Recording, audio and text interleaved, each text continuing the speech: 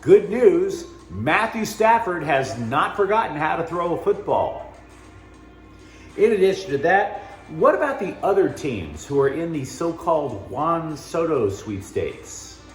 And do yourself a favor. Don't talk crap about Jerry West. Trust me, you want no part of Jerry West and what he meant to the NBA. He's got some of that old man anger if you talk crap. Keep it to yourself. Good morning, I'm James. This is your daily dose of sports and snark for the greatest sports city in the world, Los Angeles. This is Faithful Angelenos. It is July 25th, 2022. I want to start off by thanking the new subscribers who joined the channel. If you like the content that we put out about LA sports, clickety-clack the like button. Clickety-clack the subscribe button. There's a notifications bell. Hit that. It'll let you know when we drop a new clip. Sharing is caring. Let people know we exist. And yes, comments. Wifey is out. I'm by myself. So before we start taking a look at the news and notes from around LA, let's take a quick look at the scoreboard. Over at the Ravine, Dodgers are on an 8-game winning streak. Trace Thompson's RBI single helped key a 7th-inning rally. Dodgers sweep a 4-game set from the Giants, 7-4 on Sunday. They have an 11.5-game lead in the NL West.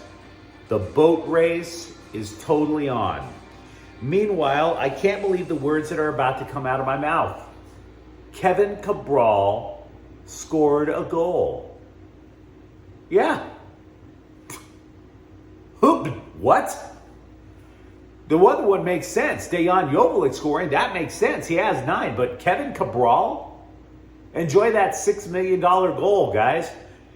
Galaxy 2, Atlanta 0. Very important win for the blue, white, and gold, by the way. Now, meanwhile, today, Washington, the Nationals come into town to face the Dodgers at 7. That's Tony Gonsolin. He's 11-0. Paulo Espino, 0-3 for Washington. So the Dodgers look good, maybe to possibly extend it to 9. Now, Rams, your Super Bowl champion, LA Rams. They opened up training camp yesterday. By the way, side note, the Chargers open up training camp on Wednesday. Okay? But the big news out of it was that Matthew Stafford, after an offseason of not throwing a football, finally does. Sean McVay called Stafford a, quote, full participant in Sunday's practice. Now, for those of you who don't know, he being Stafford, had elbow inflammation. He got an anti-inflammatory injection in his throwing elbow. They basically held him on the sidelines throughout all the other activities through the offseason. And in a surprise move, Jalen Ramsey is no longer on the physically unable to perform list. They reconsidered it for a variety of reasons. He is been cleared to participate in limited fashion. So for the first part of training camp, the Rams aren't even in pads. The Rams have a lengthy history of not playing their starters during the preseason games. So they're figuring as long as Jalen Ramsey isn't getting hit, why not just have him jog around a little while, learn some more nuances to the playbooks. So no, he's not in pads. He's just jogging around. But at least he's doing something. On the other side of the spectrum, linebacker Travin Howard is going to have surgery to repair a groin pull. Now, I'm not sure that it's a groin pull if they're talking about surgery. Now, I'm not a doctor, but why wouldn't you let it heal on its own? That's why there's no timetable for return. Is it possible? Is it possible that it's a groin tear? Now, if it's a groin tear, now you're talking about something entirely different where he's going to wind up missing significant time. You might recall a couple of years ago, LeBron James was a picture of health for his entire career, and then in his first year with the Lakers against Golden State, he winds up getting a groin tear, and he missed months. So we have no idea just yet. There are very few competitions for positions in Rams camp, but the one that is going to be shaping up, the one you want to keep an eye on, is for right guard. Coleman Shelton versus top draft pick Logan Bruss. Now, when I say top draft pick, obviously the Rams are big on effing them picks. Logan Bruss was a third-round choice. For the Dodgers, Andrew Heaney will be back in the starting rotation, possibly as soon as Wednesday. Also, there's a little scuttlebutt. maybe they go to a 6-man rotation. The Dodgers are coming out of the All-Star break playing games on 18 consecutive days, and they don't want to gas the pitching staff. And why would you want to gas the pitching staff? What's the point? You have it currently an 11.5 game lead, right? Space it out. Get some other people some chances. Dustin May, by the way, is a pitcher that may be on the cusp of coming back. He had his first rehab start on Friday, hit 99 miles an hour on the gun. Now, having said that, he had command problems. So it's a bit of a mixed bag. He was coming off of Tommy John surgery. Clearly, if you can hit 99, you feel healthy. But you just don't have that touch that you need to be a starting pitcher. Now, we've been talking a lot about a potential Juan Soto sweepstakes that is building up. Juan Soto is a 23-year-old generational talent wunderkind who plays outfield for the Washington Nationals. He was an all-star last week, for example. The reason that there is a sweepstakes is that he's under contract with the Nationals for another couple of years. So you would think, why trade him? 2 reasons.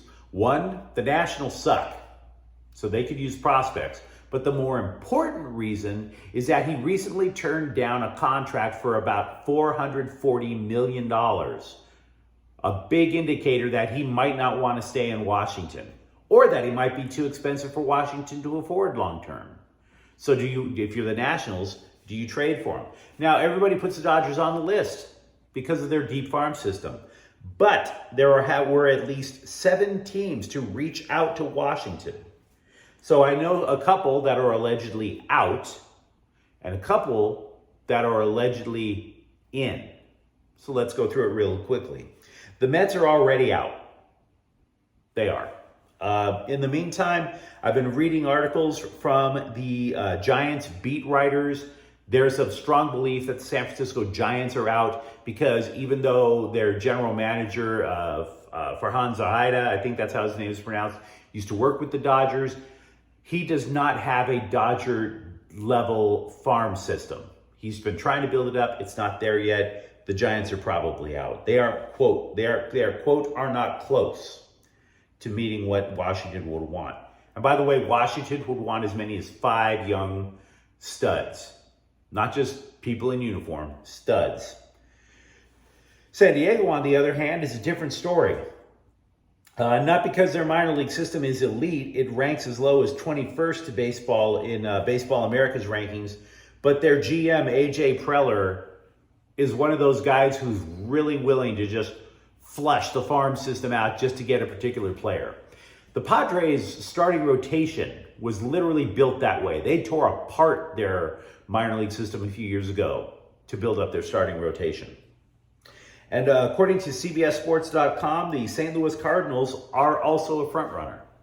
So it's not a fait accompli that the chants from Dodger fans last week's All-Star game future, it's not necessarily going to come to pass. Brevity is the soul of wit, which I got to remind myself when my recordings reach 15 minutes. Sorry. Anyway, former Clipper J.J. Redick said that the elite players of the past, such as Bob Cousy, quote, was being guarded by plumbers and firemen. Clippers executive and Lakers legend Jerry West replied, "What did he do to determine games? He only averaged 12 points a game." Smack! J.J. Redick is in no position to talk crap. Do you even realize? Keep in mind, Jerry West was a guard too, which meant that he had to guard Bob Cousy. J.J. Redick, you just compared the logo of the NBA to a plumber. You called the guy who's on the logo of your jersey a plumber. And by the way, if you're going to talk about plumbers and firemen, trust me, your teammate on the New Orleans Pelicans, There's a lot of firemen out there in way better shape than Zion Williamson, so you might want to tone that down just a smidge, just a wee bit. Called him a plumber.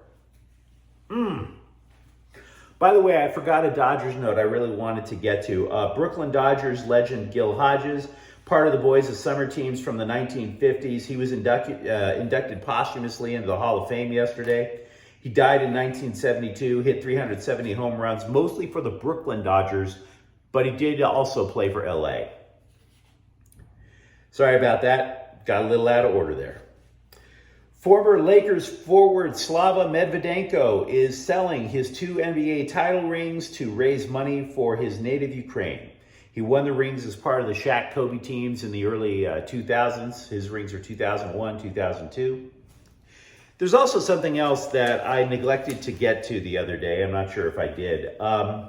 Guard Austin Reeves wants a new nickname. He says calling him AR-15 kind of hints that he's into gun violence. I don't... Dude, we like you. Nobody is confusing you with an assault weapon. It's okay. It's a gag. There's nothing about nicknames that are supposed to... Nicknames are supposed to be fun.